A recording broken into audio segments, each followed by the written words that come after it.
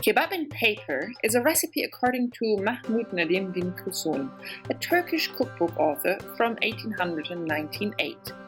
The paper that it refers to is a thick paper that was used in Ottoman offices. Baking paper is a perfect alternative.